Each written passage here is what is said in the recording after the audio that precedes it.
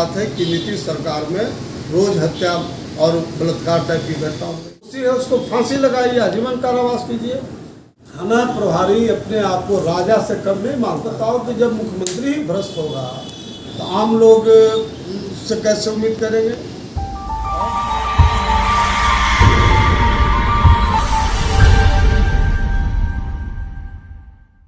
ऐसे क्या अहम मुद्दे रहेंगे आपकी पार्टी के जिस पर आप सबसे पहले बिहार में आके काम करना चाहेंगे?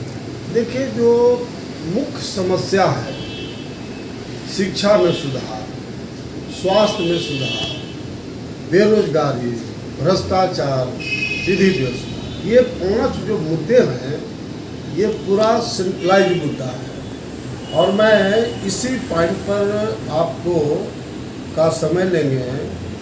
शिक्षा में सुधार, आज तक पूरे देश में जितनी पॉलिटिकल पार्टी हैं या सरकारें हैं, किसी के पास ये मंत्र नहीं है।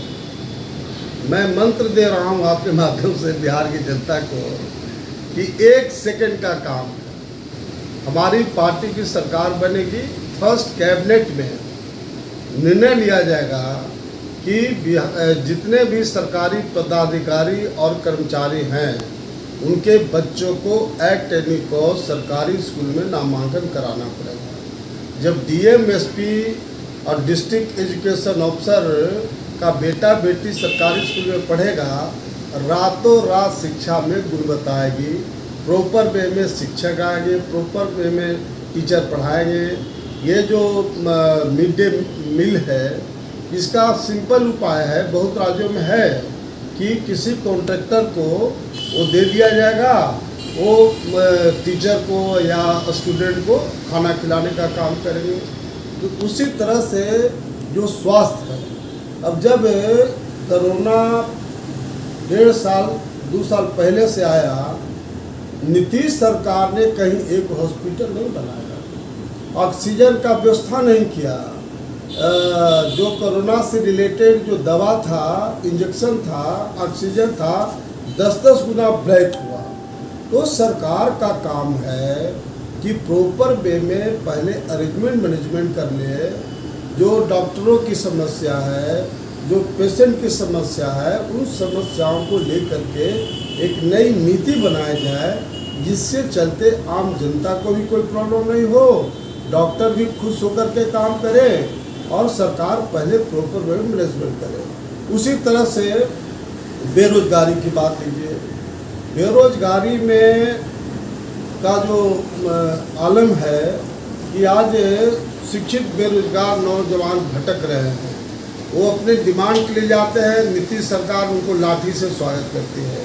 तो बेरोजगारी दूर करने का मेरे पास एक मंत्र है, और मंत्र ये है कि बिहार में माइंस और मिनरल्स नहीं है।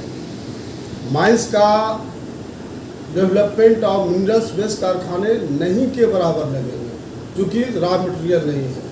यह कृषि प्रधान देश है, और कृषि प्रधान देश में अगर कृषि से किसान जो उत्पादन करते हैं, अन्न है, फल फ्रूट्स है, वेजिटेबल है, ये पोल्ट्री है, फिशरीज है, अगर प्रॉपर वे में आप अन्न को लीजिए, एक धान को ही ले लीजिए, धान से कम 10-15 तरह का छोटे छोटे इंडस्ट्री खाने पीने का आप लगा सकते हैं।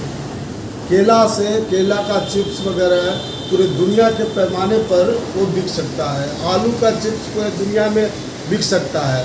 तो इसमें जो जितने अन्न हैं उस पर हमारी सरकार बनेगी तो हम लोग रिसर्च कराएंगे कि और क्या क्या इसमें बनाया जा सकता है। तो जो फिशरी है, अब उत्तरी बिहार जाइए, बड़े बड़े तालाब और झील जो ही पड़े रहते हैं।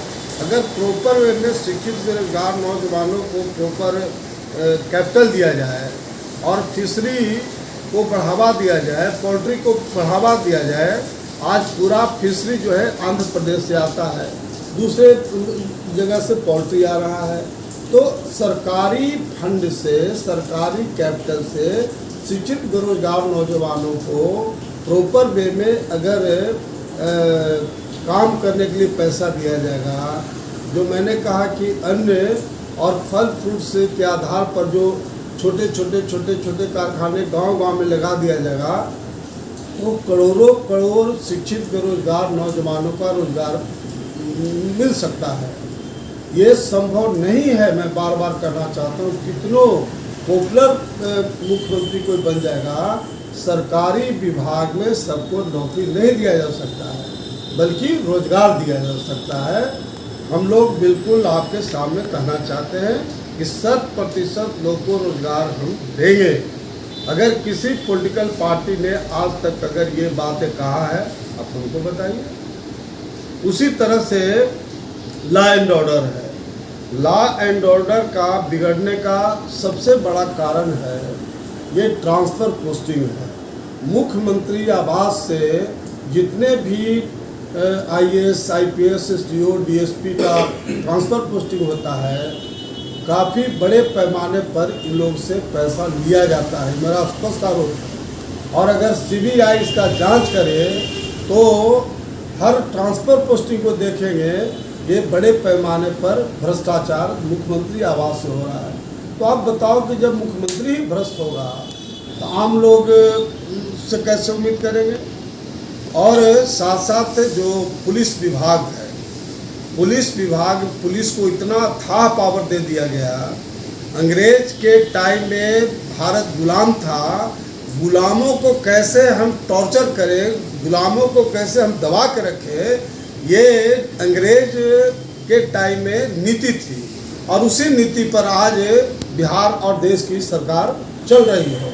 इसलिए हम लोग अपने पार्टी में प्रोविज़न करेंगे। पार्टी सत्ता में आएगी तो पुलिस का काम होगा सिर्फ FIR करना, और जो मजिस्ट्रेट होगा उसका केस का सुपरविज़न करना। सुपरविज़न में जो दोषी होगा उसको फिर पुलिस गिरफ्तार करेगी, है ना। तो इस तरह से अब आज एक थाना प्रभारी को ले लीजिए, एक उसके अंदर में रहने वाला जो लोग है, थाना प्रभारी अपने आप को राजा से कम नहीं मानता है, अन्य लोगों को वो गुलाम ऐसा ट्रीट करता है। कोई मतलब है क्या डेमोक्रेसी में। इसलिए पुलिस का जो पावर है उसको हम लोग कम करेंगे। और न्यायालय को देखिए, न्यायालय में दो चीज़ें हैं, एक तो सुप्रीम कोर्ट और हाई कोर्ट में जो नियुक्ति होती है, जो 90% बैकवर्ड दलित आदिवासी मुसलमान हैं, वह मात्र 2% सुप्रीम कोर्ट में है। 82% ये 2% है, और 98 और हाई कोर्ट में मुश्किल से वो 8 से 10%, 90% वाले जज हैं।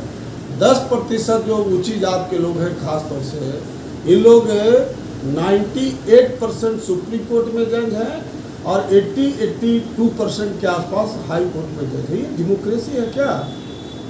ये बिल्कुल जो भीमराव अंबेडकर साहब ने जो संविधान में प्रोविज़न किए थे कि जिस तरह से यूनियन पब्लिक सर्विस कमीशन का एग्ज़ाम होता है, कंपटीशन से IAS, IPS, IFS बनता है, उसी धारा के तहत ऑलरेडी प्रोविज़न है कि जुडिशरी सर्विस कमीशन बनाया जाए और जुडिशरी सर्विस कमीशन में कंपटीशन के साथ जज का नियुक्ति हो। लेकिन आज कॉलेजियम सिस्टम है, कॉलेजियम सिस्टम के वजह से इस तरह का स्थिति पैदा है।